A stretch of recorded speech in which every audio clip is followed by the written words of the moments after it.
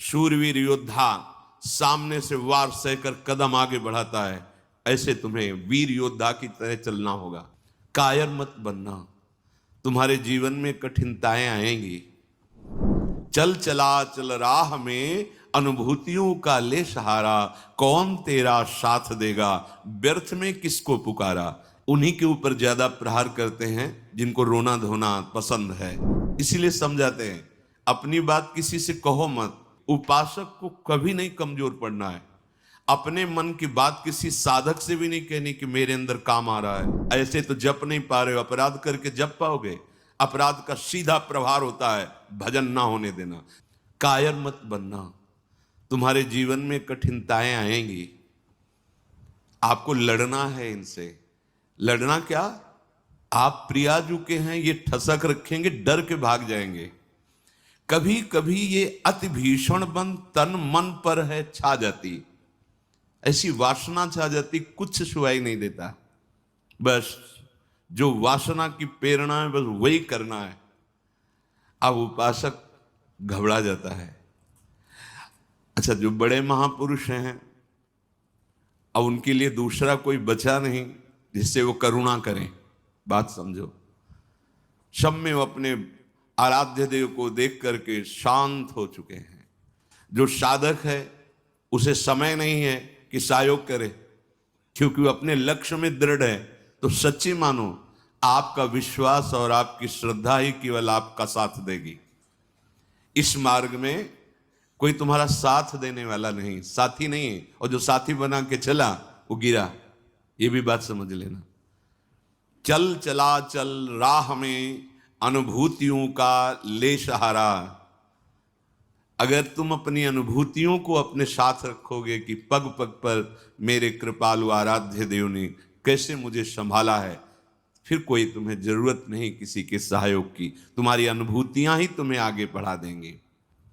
चल चला चल राह में अनुभूतियों का ले सहारा, कौन तेरा साथ देगा व्यर्थ में किसको पुकारा। इस मार्ग का साथी केवल हरि का भरोसा, हरि का बल है। जो निराश होकर के रोने लगता है, ये भेड़िए की तरह है, और बालक के ऊपर ही इनका प्रहार होता है। वयोवृद्ध या ज्ञान वृद्ध के ऊपर भेड़िए का प्रहार नहीं होता। ये काम क्रोधादि उन्हीं के ऊपर ज्यादा प्रहार करते हैं जिनको रोना धोना पसंद है। किस बात के लिए, मुझे ये चाहिए, मुझे ऐसा, मुझे रहा नहीं जा रहा, मुझे सहा नहीं जा रहा, मेरे से भजन नहीं हो रहा, मेरा मन नहीं। तुम मन हो, तुम तन हो, तुम भोगों के अभाव से ग्रस्त हो? नहीं नहीं, भूल मत करो। जो निराश होकर रोने लगता है उस पर ये विकार हावी हो जाते हैं। इसीलिए समझाते हैं अपनी बात किसी से कहो मत, क्योंकि ना सत्य विद्यते भावो ना भाव विद्यते। इनकी सत्ता ही नहीं काम क्रोध लोभ की। जब आप इनकी सत्ता देते हैं, स्वीकार करते हैं, तो ये आपके ऊपर हावी होते हैं। सच्ची अगर सत्ता ना दे तो इस समय नहीं दे रहे हो सत्ता, कौन सा विकार आपके ऊपर चढ़ा हुआ है। अभी आप उनका चिंतन करें, उनकी सत्ता दे तो अभी जिस विकार का चिंतन करेंगे उसी विकार से ग्रसित हो जाएंगे। जो कमजोर अपने को महसूस करता है, देखो दैन्यता भगवत मार्ग की वो अलग बात है, लेकिन विकारों के लिए कमजोर होना ये भगवत मार्ग के पथिक का लक्षण नहीं है। सहना ही तो है ना, भोगने के बाद तो और डबल सहना होता है। तृष्णा होती और कामना होती, दोनों। जब तक भोगा नहीं तो केवल कामना थी, और जब भोग लिया तो उसकी तृष्णा भी साथ है, तो जलना तो पड़ेगा। तो ऐसे जो भयावह दृश्य उपस्थित कर रहा है मन विकारों को लेकर के, उपासक को कभी नहीं कमजोर पड़ना है। अपने मन की बात किसी साधक से भी नहीं कहनी कि मेरे अंदर काम आ रहा है, मेरे अंदर ये विकार, बिल्कुल उनकी सत्ता नहीं देनी। तुम्हें परेशान नहीं होना, तुम्हें दुखी नहीं होना, तुम्हें रोना धोना नहीं है। अब सहा नहीं, मार देंगे, पक्का मार देंगे, भागना पड़ेगा। ये वीरों का मार्ग है। हो भयभीत छोड़कर साहस, जो कापुरुष भाग जाता। कापुरुष कहते हैं कायर पुरुष को। इस मार्ग से अब हम नहीं, अब हम भोगों के लिए जा रहे हैं, तो जाओ। क्या आगे लिख रहे, भाग न पाता, गिर पड़ता हो, बुरी तरह कुचला जाता। ये विकार उसका नाश कर देते हैं, फिर रास्ता नहीं रह जाता। जो चढ़ाई का भगवत मार्ग का बहुत बहुत बहुत भयभीत करने वाली ये बात है। अगर भगवद आश्रय छोड़कर भोगों में आप चले गए तो देखो, धाम छूटा, प्रिया जो छूटी, नाम छूटा। ऐसे तो जप नहीं पा रहे हो, अपराध करके जप पाओगे? अपराध का सीधा प्रभाव होता है भजन ना होने देना। जैसे कोई सोचे कि हम मनमानी आचरण करेंगे, गुरु आज्ञा उल्लंघन, शास्त्र विरुद्ध, और फिर मंत्र जप लेंगे, भजन कर लेंगे। बिल्कुल नहीं। एक बार भी निज मंत्र स्मरण नहीं कर सकते, एक बार भी आप भगवत स्मरण करने का अधिकार नहीं रख सकते। पापवंत कर सहज स्वभाव, भजन मोर ते भाव न काऊ, जो पे दुष्ट हृदय सोई होई, मोरे सन्मुख आओ की सोई। लड़ना है, बड़ो ही कठिन है भजन डिग ढरिबो। जैसे एक शूरवीर योद्धा सामने से वार सहकर कदम आगे बढ़ाता है, ऐसे तुम्हें वीर योद्धा की तरह चलना होगा। कायर पुरुष की तरह भाग कर जाओगे तो कुचले जाओगे, और अगर धैर्य पूर्वक रहोगे तो कह रहे हैं, पर जो कर विश्वास ईश्वरी बल पर, सम्मुख डट जाता। अब तुम मरना है, चाहे जितना कष्ट हो। मृत्यु से भयानक कोई कष्ट नहीं होता। अब मुझे श्री जी की प्राप्ति करनी है, जितना दुख चाहो प्रभु आप दे लो, आप दे लो, छूट है आपको, जितना दुख चाहो। इतना तुम्हारा सोचना होगा कि दुख भाग जाएंगे, कोई दुख छुएगा नहीं तुम्हें। उससे डर वे भाग छूटती नहीं, दुखी वो हो पाता जिसने निश्चय कर लिया कि अब सारे दुख मुझे भोगने हैं, पर हम प्रियाजू को, प्रियाजू के नाम को, प्रियाजू के धाम को, प्रियाजू के चरणारविंद की उपासना को कदापि नहीं छोड़ सकता। कुछ भी हो जाए सब डर जाएंगे, काम क्रोध लोभ मोह मद मत्सर। पर हम कायर पुरुष जैसा आचरण कर बैठते हैं, गलती हो जाती है कि हम विषय सेवन में ही शांति का अनुभव करना चाहते हैं। हम चाहते हैं अगर हम ये विषय सेवन कर लें तो हृदय शांत हो जाएगा, जलन मिट जाएगी, कुचले जाओगे, परमार्थ से बहुत दूर कर दिए जाओगे, आपको पता ही नहीं चलेगा। माया का खेल ऐसा है, पता थोड़ी चलता है कि हम भ्रष्ट हो गए, पता थोड़ी चलता है कि हम इतने नीचे उतर गए। जब कोई महात्मा आपको दर्शन कराएगा कि आप कितने नीचे गिर गए, तब आपको पता चलेगा। गिरते समय पता नहीं चलता। माया का ऐसे ही भक्ति का खेल है, चढ़ते समय पता नहीं चलता कि कितनी ऊंचाई पर आप चढ़ते हैं। जब गुरु कृपा से कहीं ऐसे द्वंद्व उपस्थित होते हैं और उन द्वंद्वों पर आपका हृदय विचलित नहीं होता, तब पता चलता है कितनी कृपा भक्ति की है कि हमें इस ऊंचाई पर बैठा दिया कि मान अपमान, लाभ हानि, दुख सुख, ये हमारे ऊपर कोई प्रभाव नहीं डाल पा रहे। पर ये डट वही सकता है जिसने अपने जीवन का लक्ष्य निश्चय कर लिया है। श्रीपाद कह रहे, राधा दास्य, मुझे श्री जी चाहिए। जिसने मन में ये निश्चय कर लिया कि अब मुझे प्रियालाल चाहिए, तो अब उसकी चाह में इतनी सामर्थ होती है कि सबसे लड़ सकता है। जैसे धन की चाह आने पर चोरी करने के लिए भी उतारू हो जाता है, हिंसा करने के लिए भी उतारू हो जाता है, उसको कुछ भी डर नहीं लगता। एक धन का लोभ चढ़ता है तो प्राणों को सौंप दिया, भय को बिल्कुल रौंद दिया, और जैसा भाव बना वैसा कर बैठा। और आप प्रभु को चाहते हैं और आपको डर लगता है। आप परम धन श्री लाडली जी के गोरे चरणारविंद की प्राप्ति करना चाहते हैं, तो अब अपना अधिकार, अपना पन, अपना महत्व श्री लाडली जी के चरणों में। हे प्रभु, हे प्रिया जी, ये प्राण, ये तन, ये मन आपको समर्पित है। अब जैसा जी चाहे वैसा आप करो। यही है सुदृढ़ योद्धा भगवत मार्ग का। अपना अस्तित्व, अपना महत्व, अपना जीवन जब तक जीवन धन के चरणों में समर्पित नहीं करोगे, तब तक जो स्वामी श्री हरिदास जी महाराज करें, ज्यों ज्यों राखत हो त्यों त्यों रहियत हो हरि। जैसे आप रख रहे हो मैं राजी हूं उसी में, जोई जोई प्यारो करे। ये सिद्धांत, ये रोना धोना नहीं। ये जैसे कभी कभी उपासक वहां प्रश्न कर देते हैं जाके, भजन में मन नहीं लगता, हमें लगता है हम इस मार्ग में चल नहीं पाएंगे। क्या आप चल रहे हो या गोद में बैठे हो? पहले निश्चय करो। यदि चल रहे हो तो इतनी टांगों में दम नहीं है कि ये चढ़ाई तुम चढ़ पाओगे।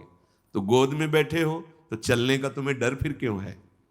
श्री हरिवंश प्रताप नाम नौका निज खेवक, भवसागर सुख तरत निकट हरिवंश जो सेवक।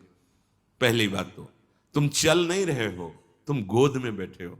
ये जो सौंप दिए मन प्राण तुम्ही को, सौंप दिए ममता अभिमान, जब जैसे जी चाहो बरतो, अपनी वस्तु सर्वथा जान। ये चलने वाले पथिक का नहीं है, ये समर्पित पथिक का है। बैठ गया प्रभु के चरणों का आश्रय लेकर। दूसरी बात, कभी कभी मना स्थिति ऐसी होती है, वो टिकाऊ थोड़ी है। कबहू तो थोरो भजन, कबहू होत विशाल, मन को धीरज छुटे नहीं, गहन दूजी चाल। कभी कभी मन नहीं लगता है तो क्या, अरे वो स्थिति आई है, प्रमाद की स्थिति, तमोगुण के कारण कोई कुसंग बन गया, जिसके कारण ऐसी स्थिति आई है कि आपको डर पा रही है कि भजन नहीं होगा, हम पूरा जीवन निर्वाह नहीं कर। नहीं, ये तात्कालिक है, थोड़ी देर में कोहरा हटेगा और आप प्रसन्न मन से चल पड़ेंगे। हे प्रभु, ये जीवन मेरा आपके चरणों में समर्पित है, क्या परेशानी? हे नाथ, मेरा मन, मेरा तन, मेरा प्राण आपको समर्पित है, आप जैसा चाहो खेलो, मत सकुचाओ, अभी आपका है, आप जैसा चाहो। फिर आप शिकायत कैसे करें? फिर आपका प्रश्न कैसे बनता है? ये जब तक मेरे मेरे मेरे तब तक नहीं हटा पाओगे। और ये आपको दिया, अब इसमें काम रखो या आप रहो, इसमें प्रेम भरो या आप इसमें विकार भरो, आपको पूरी स्वतंत्रता है नाथ। उसी दिन से आप देखेंगे मन निर्मल होने लगा। क्योंकि जब तक अहंकार रहता है तभी तक ये सारे विकार आक्रमण करते हैं। अहम प्रभु के चरणों में समर्पित हुआ कि वो दिव्य निर्मलता, दैवी संपदा के भागवतिक सद्गुण अपने आप आने लगते हैं। जिस समय आपको मान अच्छा लगे, अपमान दुखित, तो समझ लो आपका अहम अभी समर्पित नहीं हुआ। उपासक का जब अहम समर्पित हो जाता है तो मान अपमान सुख दुख से अब मेरा रहा न कुछ संबंध, तुम ही मेरे कैवल्य परम पद हो, और बंधन है तो सिर्फ आपका ही बंधन है। ये आप ही हमारे मोक्ष हो, आप ही हमारे बंधन हो, आप ही हमारे साधन हो, आप ही हमारे साध्य हो, आपसे ही सब कुछ है अब हमारा। अभी अभी निश्चिंत हो जाओगे, अभी निश्चिंत हो। आपको क्या परवाह? जब आपने अपने आप को प्रभु के चरणों में समर्पित कर दिया तो अब जिम्मेवारी प्रभु की है। पर आप समर्पित वाणी से केवल कह रहे हैं, अभी अहम है। आपको पता लग रहा है कि भगवान पता नहीं संभाले कि न संभाले, गति बनेगी कि नहीं बनेगी, पता नहीं लाभ मिलेगा कि नहीं। ये शरणागति का लक्षण नहीं है। छूटे सभी अन्य आश्रय, अब मिटे सभी संबंध अनित्य। ये जो अनित्य संबंध है, हम लोग समझते हैं कि बाहर से बाबा जी बन जाने पर छूट जाते हैं। भ्रम में मत रहना, ये किसी कपड़ा बदलने से छूटने वाले नहीं है, ये अंदर की बात है। जो जड़ चेतन का संबंध है, ये अंदर का संबंध है। बाहर का घर छोड़ दिया, बाहर के संसारिक कपड़े छोड़ दिए, बाहर का भाव दिखाते कि हम वैराग्य से हैं, लेकिन अंदर की बात देखो। संबंध अगर प्रभु के अलावा किसी और से है, वो क्यों न तन हो, वो क्यों न कोई विषय हो, क्यों न कोई सुख हो, चाहे लोक लोकांतर का कितना भी बड़ा सुख हो या सिद्धि हो, वो अभी राग रहित नहीं हुआ है। पूज्य श्री पंडित गया प्रसाद जी महाराज, बड़े पहुंचे हुए महापुरुष जो निरंतर भगवान की लीला में डूबे, वो कह रहे हैं चिंतन संबंध का बोध कराता है और संबंध ही चिंतन में स्थित रखता है। अब आप देखो आपका चिंतन क्या चल रहा है। महापुरुषों के वचन है, चिंतन आपका जहां है, आपका संबंध वही है। अगर प्रियालाल का चिंतन चल रहा है तो प्रियालाल से संबंध है। शरीर का चिंतन है, इंद्रियों का, भोगों का, वस्तु का, व्यक्ति का। ध्यान दीजिए, आपका संबंध जहां होगा वहीं चिंतन होगा, और जहां चिंतन होगा वहीं संबंध माना जाएगा। आप कहते हैं हमारे माई श्यामाजू का राज, कहां चिंतन है आपका? शीघ्रातिशीघ्र चिंतन को संभालिए। यदि कोई भी लौकिक कामना रही तो एक ना एक दिन गिरने पड़ेगो। पूज्य बाबा कह रहे हैं, अगर कोई भी लौकिक कामना आपके अंदर अभी, तो वो गिराएगी, आपको गिराएगी। इसलिए यासों कामनान को ढूंढ ढूंढ के निकाल फेंके। देखो अपने चिंतन में कौन सी कामना बहुत जोर कर रही है, प्रभु के नाम बल से उस कामना को छोड़िए, उसमें सुख नहीं है। उपासक जब तक सत्यता से इनकी तरफ ना चले तब तक ये कामनाएं अपना अधिकार रखती हैं। जहां सत्यता से चलने का भाव आया तो ये स्वतः ही कामनाएं नष्ट होने लगती हैं। उद्देश्य में दृढ़ता, सत्यता, तो सतमार्ग आगे को खुल जाएगो। सब बानक बनतो चलो जाएगो, सहायक मिलते चले जाएंगे। कुछ प्रश्न करते हैं, क्या नरसिंह जी जैसा प्रेम कई जन्मों की साधना के बाद होता है? पूज्य बाबा से, नरसिंह जैसा प्रेम क्या एक जन्म में नहीं हो सकता है? बाबा ने कहा हां, हो सके है, यदि सच्चे सदगुरु की प्राप्ति हो जाए तो। क्योंकि सदगुरु कृपा दृष्टि सेवाकों प्राणनाथ के मिलवे की ताई रोएबो सिखाए दे।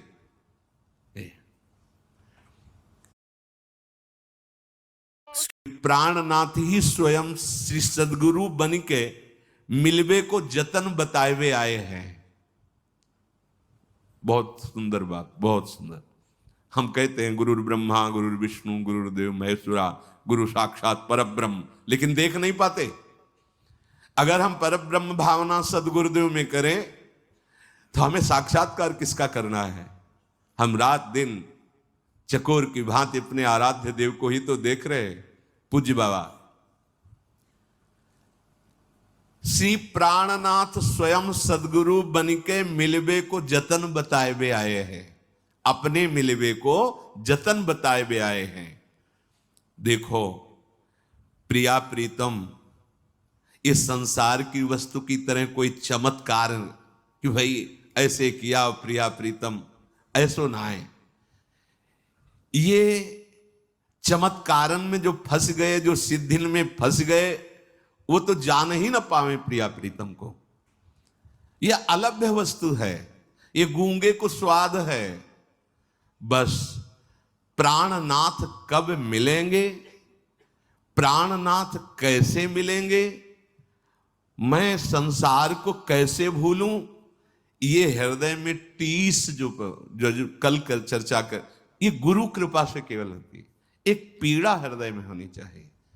साधन नहीं बताया, यहां बताया कि अगर भगवत प्रेमी सदगुरुदेव भगवान की प्राप्ति हो जाए, उन पे दृढ़ विश्वास हो जाए, क्योंकि वो अपने मिलवे के ताए ही गुरु रूप धर के अपना रहस्य बताने आए हैं। एक सेकंड के ताए भी अपने आराध्य देव को ना भूले। एक सेकंड के ताए पाठ होए, नाम जप होए, चिंतन होए, या वार्ता होए, या कोई क्रिया होए, बाहरी क्रिया होए या अंदर की क्रिया होए, सर्वप्रथम ये देखना है कि ये सब इनके ताए हुए रहे हो या अपने ताए। ये बात है।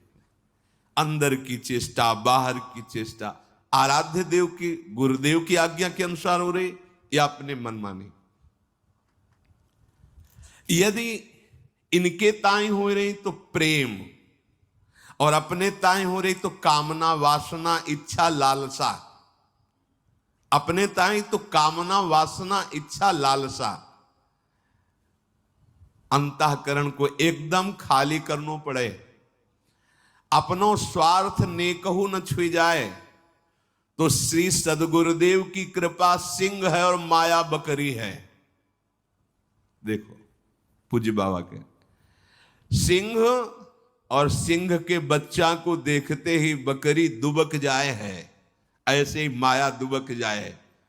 जो सदगुरु का कृपा पात्र है, आज्ञा पालन करता है, तो ये माया बकरी उसके सामने दुबक जाती है। ऐसा नहीं कि उसे फंसा सके। सदगुरु भगवान के दुलारे जीव को माया की ताकत देखिबे कि नाए। देखो, अरे वो ठाढ़ी ठाढ़ी सूख जाए, वाक्य ऊपर कबो अपनो प्रभाव न दिखाए पावे। यह पथ तो श्री सदगुरुदेव भगवान के हाथ बिकायबे पे प्राप्त होता है। साधक अपने मन सो ऊंचो कितनो साधन करे, कितनो ऊंची स्थिति प्राप्त करवे को प्रयत्न कर ले, किंतु अंत में वाको गिरनो पड़ेगो। सदगुरु कृपा। साधक को बार बार यही प्रार्थना करनी चाहिए प्रभु से कि सदगुरु के सम्मुख रहूं। तभी सेवक जी ने महाराज जो यहां पूज्य बाबा कह रहे कि गुरु सेवा तज करे जबानी, यह अधर्म यह सबहानी, कानी न रसिकन में रहे। प्रभु से प्रार्थना करनी चाहिए कि हे प्रभु, कभी ऐसी परिस्थिति न हो कि मैं गुरु विमुख हो जाऊं, सदगुरु से विमुख हो जाऊं। देखो, किसी भी महापुरुष के हृदय की स्थिति को जानने के लिए उस कोटि का हृदय होना चाहिए। तो हम उनकी पहले बात माने, उसके अनुसार चलें, तो हमें स्थिति का पता चल जाएगा। फिर हमें कोई संशय नहीं रहेगा, कोई भ्रम नहीं रहेगा। अभी हमारी मानसिकता बुद्धि में इतनी सामर्थ्य नहीं कि जो मन बुद्धि के अतर्क तत्वों में स्थित हैं उनको हम पहचान सकें। तो हमारी उपासना शुरू होती मानने से, वेदांत की उपासना शुरू होती है जानने से। वो जानकर मानते हैं, हम मानकर जान जाते हैं। पहले हम मान लेते हैं गुरु साक्षात परब्रह्म है। भी कोई ऐसा नहीं कि तुम्हारे मानने से क्या होगा, वो है। वही प्रभु अपने आप को जनाने के लिए सोई जाने जी देव जनाई, वो सदगुरुदेव भगवान के रूप में आए हैं।